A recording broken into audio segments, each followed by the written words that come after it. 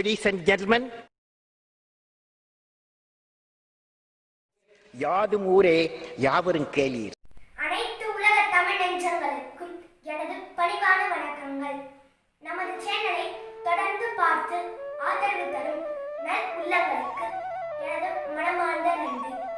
எனது இந்த காணொலியை முழுமையாக பார்த்து தங்களது மேலான கருத்தை எங்களுக்கு பதிவு செய்யவும்.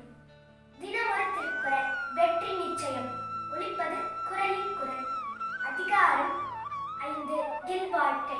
குறள் எண் 46. குறள்: அறத்தாற்றின் இல்வாழ்க்கை யாற்றின் புறத்தாற்றின் போய் பெறுவது எவன். பொருள்: இல்லறத்தை நேர்மையாக நடத்துபவருக்கு தவறான வழியில் சென்று பெறத்தக்கது என்ன இருக்கின்றது.